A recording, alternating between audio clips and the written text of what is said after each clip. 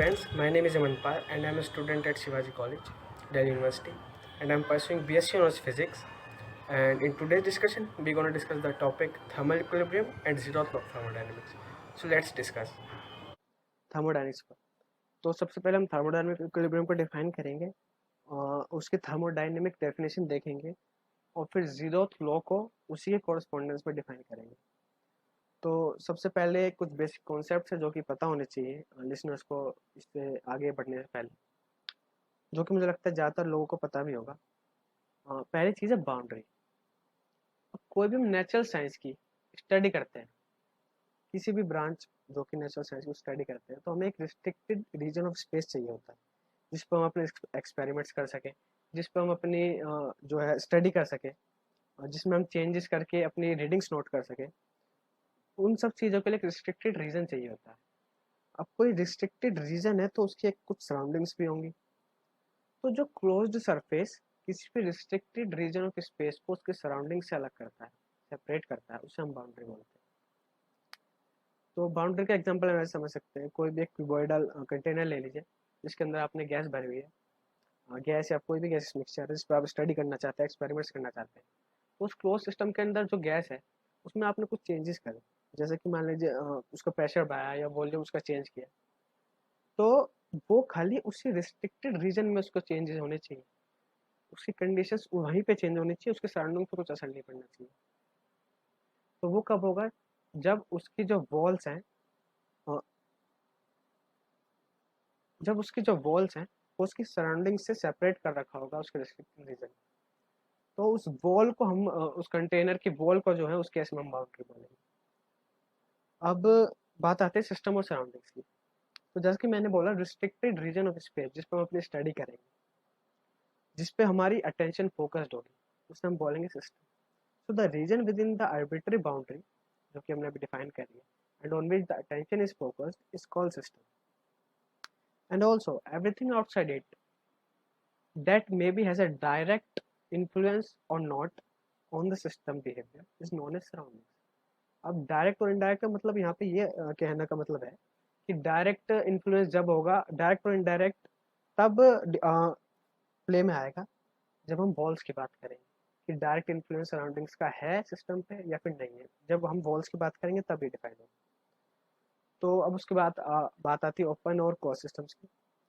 तो अगर कोई भी सिस्टम ऐसा है जिसकी बाउंड्रीज जो है वो ऐसी है कि जिसमें से कोई भी मैटर क्रॉस नहीं कर पा रहा, जैसे कि मैंने आपको बताया कोई भी क्यूबॉइडल क्रॉस सर्फेस ले लीजिए जिसके अंदर कोई गैस मिक्सचर है, तो उसकी सराउंडिंग्स है अपनी कुछ, तो वो जो बाउंड्री जो है वो गैसेस मिक्सचर का जो मैटर है वो सराउंडिंग्स में नहीं जाने दे रही और ना कि सराउंडिंग्स का अंदर आने दे रही।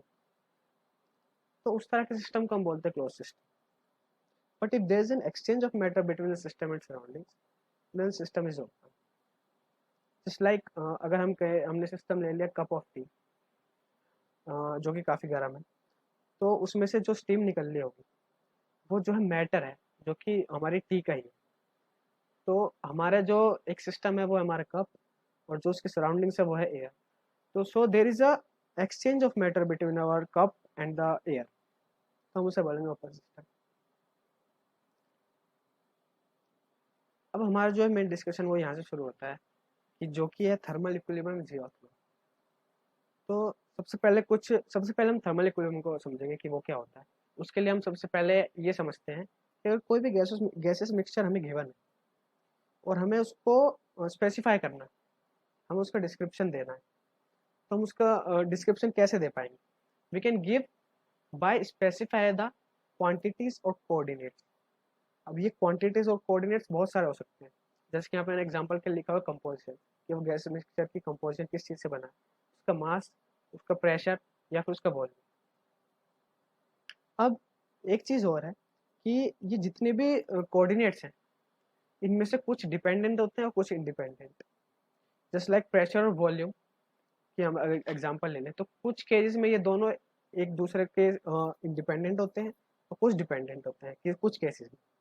उसके बाद अभी यहाँ पे नहीं होगी। तो हमें क्या चाहिए किसी भी गैसेस मिक्सचर को स्पेसिफाई करने के लिए, उसका डिस्क्रिप्शन देने के लिए हमें ये चाहिए at least a pair of independent coordinates जिससे कि हम उसे डिस्क्राइब कर सकें। अब यहाँ पे हमारे पास एक मान लीजिए अनस्पेसिफाइड सिस्टम है, हम उसे स्पेसिफाई करना है। अब मैं यहाँ पे भी कोई भी कोऑर्डिनेट्स या क्वांटिटीज का यूज नहीं करेंगे, जैसे लाइक कंपोजिशन, मास, प्रेशर, बोल, हम कोई भी दो इंडिपेंडेंट पेयर ऑफ कोऑर्डिनेट्स हमें चाहिए क्या आके हमें डिस्क्रिप्शन देने के लिए, दो इंडिपेंडेंट पेयर ऑफ कोऑर्डिनेट्स। तो हमने यहाँ पे एज्यूम कर लिया है एक्स जो है, एक्स और वाई जो कि दो पेयर ऑफ इंडिपेंडेंट कोऑर्डिनेट्स है, जिससे कि हम किसी सिस्टम को स्पेसिफाई कर सकते हैं। अब जो एक्स है हमने वो रिफर करा एक जनरलाइज फोर्स, फॉर एग्जांपल हम कह सकते हैं pressure of a gas, and Y को हमने जनरलाइज करा है displacement, for example the volume of a gas. तो इसी के साथ हम अपना डिस्कशन आगे बढ़ाते हैं। तो अभी हमने एक्स और वाई जो कोऑर्डिनेट्स डिफाइन करे, अब हम कह रहे हैं एक स्टेट ऑफ अ सिस्टम है, हमने कोई भी सिस्टम ले लिया, उसे हम कह रहे हैं the state of a system in which the coordinates जो कि हमने पीछे डिफाइन करे एक्स और वाई, कोई भी दो इंडिपेंडेंट कोऑर्डिनेट्स होने चाहिए। So the state of a system in which the coordinates x and y have definite values that remains constant so long as the external conditions। अब external conditions का यहाँ पे मतलब है सराउंडिंग्स। तो जब तक कांस्टेंट रहे, जब तक उसके सराउंडिंग्स में कुछ चेंज नहीं आता, तो उस स्टेट ऑफ सिस्टम को बोलते हैं इक्विलिब्रियम सिस्टम। तो हमने क्या बोला, the state of system in which the coordinates x and y have definite values that remains constant so long as the external conditions are unchanged is called an equilibrium state। और ये जो equilibrium state है, ये जो है हमने अलग अलग एक्सपेरिमेंट्स किए तो उससे पता चला कि जो इक्विलिब्रियम स्टेट है, जैसे कि मैंने बताया एक्सटर्नल कंडीशंस पे तो डिपेंड करता ही है। तो एक्सटर्नल कंडीशंस क्या होंगी, वो होंगी presence of the other system, कोई और सिस्टम हो सकता है, और on the nature of the boundary of the wall separating the different systems और सराउंडिंग्स। तो हम क्या कह रहे हैं, एक्सटर्नल कंडीशंस की हमने बात की जब तक अनचेंज रहती है, और अगर मान लीजिए हमने एक्सटर्नल कंडीशंस चेंज करी, मान लीजिए कोई दूसरा सिस्टम उसके साथ अटैच कर दिया जो हमारा मेन सिस्टम है जिसमें हम स्टडी कर रहे हैं, या फिर उसकी बाउंड्री वॉल को चेंज कर दिया जो कि किसी दूसरे सिस्टम से उसे अलग कर रही थी या फिर सराउंडिंग से अलग कर रही थी, तो हमारा जो इक्विलिब्रियम स्टेट है वो चेंज होगा। अब हमने यहाँ बाउंड्री वॉल्स की बात करी, अब आगे जब हम स्टडी करेंगे, आगे जब हम बढ़ेंगे तो हम दो तरह की वॉल्स को का यूज होगा हमारा। पहली है एडियाबैटिक वॉल, दूसरी है डायथर्मिक वॉल। अब एडियाबैटिक वॉल जो होती है वो एक ऐसी वॉल होती है बिटवीन टू थर्मोडायनेमिक सिस्टम्स और between a system and surroundings, कुछ भी ले सकते हैं, which does not allow any heat or matter to pass across it, that is we can say that the system are isolated। तो दो systems लिए या फिर कोई सिस्टम और एक सराउंडिंग्स लिए उसके, जो कि एडियाबैटिक वॉल से सेपरेटेड है, एडियाबैटिक बाउंड्री से सेपरेटेड है। तो सिस्टम का दूसरे सिस्टम या उस सिस्टम का उस बाहर की सराउंडिंग्स के साथ ना तो कोई हीट एक्सचेंज होगा, ना कोई मैटर पास होगा उसके उसके उसके वॉल के अक्रॉस। अब हीट की जो बात है, ये अभी हम नहीं करेंगे, ये आगे की बात हो जाएगी काफ़ी। तो इसको भी हम यहीं पे हीट को अभी हम यहीं पे छोड़ देते हैं। अब दूसरी चीज़ है डायथर्मिक वॉल या डायथर्मल वॉल या डायथर्मल बाउंड्री। तो डायथर्मल वॉल जो होती है वो हम ऐसे कह सकते हैं दो सिस्टम्स के बीच में होती है, फिर एक सिस्टम सराउंडिंग के बीच में होती है, जो कि खाली हीट को पास होने देती है।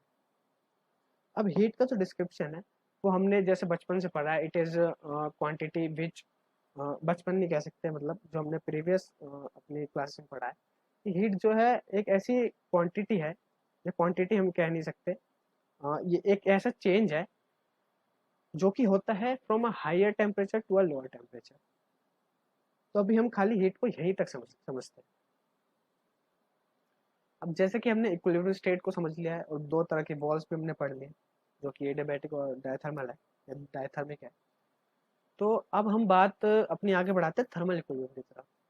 तो हम सबसे पहले मान लेते हैं हमारे पास कोई भी दो सिस्टम्स है ए एंड बी, जो कि जिनकी जो इक्विलिब्रियम स्टेट है वो डिफाइन ए की जो कर रही है वो कर रही है कोऑर्डिनेट एक्स और वाई जो कि दो इंडिपेंडेंट है, और बी के जो दो कोऑर्डिनेट्स है वो है एक्स डैश और वाई डैश। तो पहले केस में हमने क्या करा है कि इन दो सिस्टम को एक एडियाबैटिक वॉल से जो है सेपरेट कर दिया है। तो अब इन दी फर्स्ट केस हम कह सकते हैं कि ए का कोई भी इक्विलिब्रियम स्टेट हो जो कि डिफाइन होगा एक्स और वाई से, वो साइमल्टेनियसली को एग्जिस्ट कर सकता है with any equilibrium state of B that is X dash and Y dash. इसका मतलब क्या हुआ कि ए के कितनी भी इक्विलिब्रियम स्टेट हो सकते हैं, उस पर बी का कुछ असर नहीं होगा, या बी के कितने भी इक्विलिब्रियम स्टेट हो सकते हैं, उस पर ए का कुछ असर नहीं होगा। तो एडियाबैटिक के केस में हम ये कह सकते हैं कि equilibrium state of A system A may coexist with any equilibrium state of system B for all attainable or for all possible values of the four quantities x y जो कि इंडिपेंडेंट कोऑर्डिनेट्स डिफाइन कर रहे हैं equilibrium of ए, या फिर x dash y dash जो कि independent coordinates define कर रहे हैं इक्विलिब्रियम स्टेट ऑफ बी।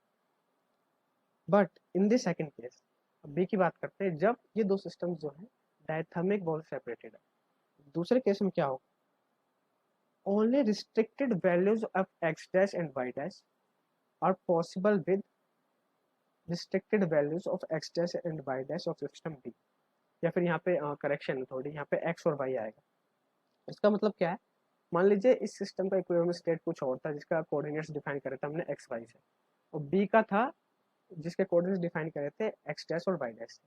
और जब हम दोनों को साथ मिला डायथर्मिक बॉल से, तो जो कंबाइंड सिस्टम है वो एक ऐसी इक्विलिब्रियम स्टेट में आएगा जिसमें खाली restricted values of X dash Y dash कह सकते हैं, या फिर एक्स वाई दो मतलब दोनों सेम होंगे में आ जाएगा।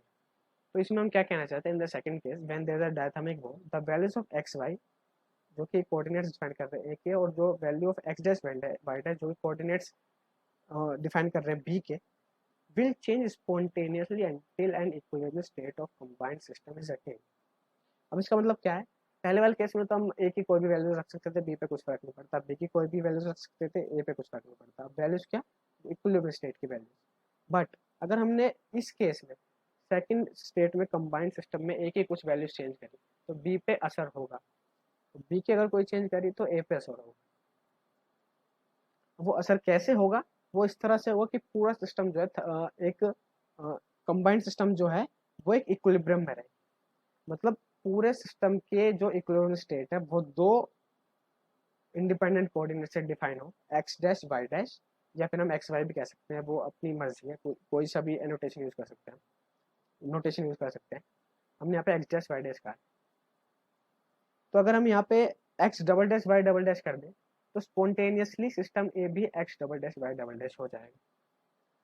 सो the two systems in the second case are then said to be in thermal equilibrium with each other।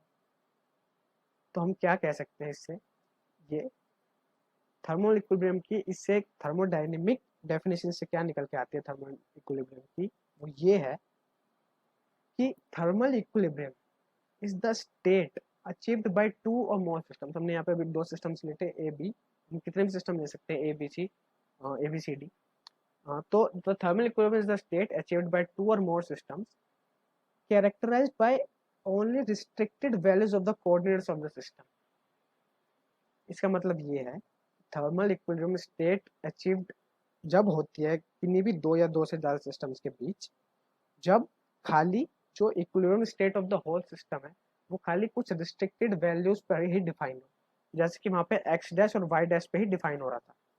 हम ऐसा नहीं कर सकते कि कोई एक्स डैश और कि यहाँ पे एक्स वाई ले लें और यहाँ पे एक्स डैश वाई डैश ले लें तब भी डिफाइन हो जाएगा थर्मल इक्विलिब्रियम, नहीं, खाली कुछ रिस्ट्रिक्टेड वैल्यूज के लिए ही डिफाइन होगा। एंड वो रिस्ट्रिक्टेड वैल्यूज आएंगी कैसे, after they have been in communication with each other through a diathermic ball.